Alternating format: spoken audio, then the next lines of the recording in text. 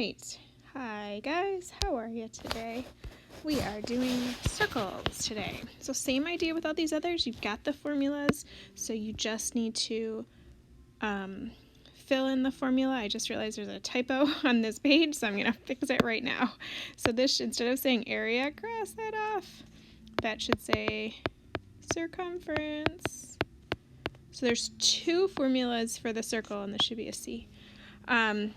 So there's two formulas for a circle. A circle, I could either ask you about circumference, or I could ask you about area.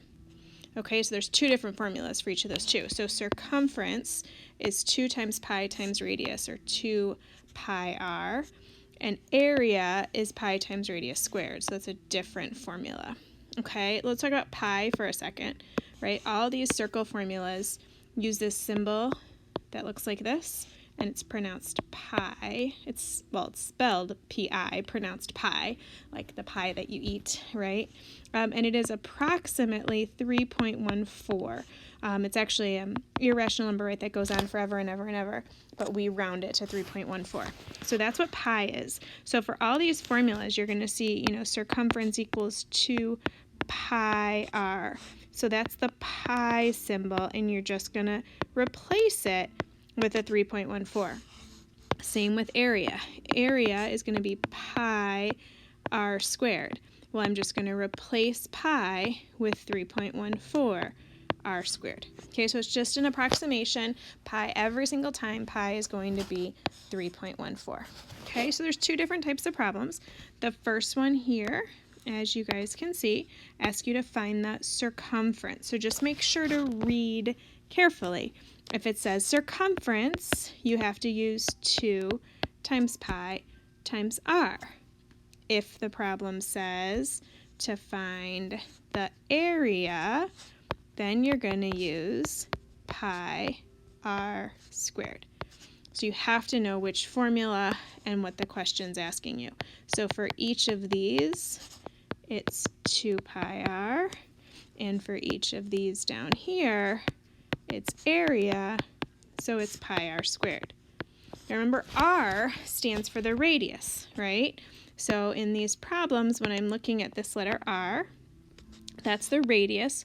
The radius is half of the distance. So this 6 is my radius. This 9 is my radius, because it's half of the way across the circle. But in number 3, notice that goes all the way across. So that's not the radius. That's what we call the diameter. So if they give you the diameter, but I want the radius in this problem, so what I have to do is I only want to find half of that. So I have to do 10 divided by 2 to get half. And that is my radius for this problem. Okay, so when I plug it in for number 3, I'll have to use 5 as the radius, not 10. Okay, but other times if they give you the radius, you just use that. So like for number 1, let me walk you through it. You would do 2 instead of pi. Remember, we're going to use 3.14. And then instead of the radius, it's right here, I use a 6. And then you just type that in your calculator. You're just multiplying. 2 times 3.14 times 6, and your answer is 37.68. And since it's circumference, it's just centimeters. Circumference is the distance around the outside. So just like perimeter, that's just a singular unit. There's no squared or anything like that. It's just centimeters. Okay. You'll do the same thing for 2 and for 3, so you can finish those on your own. Check your answers. Here for area, we have to use the other formula. So this formula is pi first, that's 3.14, and then again the radius in this case is 5 squared. I'm going to type that in my calculator. 3.14 times 5 squared, whoops, 78.5. This is area, so our answer is feet squared, because remember, area is always squared. You'll do the same thing for 5 and 6. Remember, careful, again, on number 6, because this is the diameter that it gives you, right? So you only want half of that for the radius. So you're going to have to first take 12, divide it by 2 to get half, and then that's the number you're going to plug in here for the radius.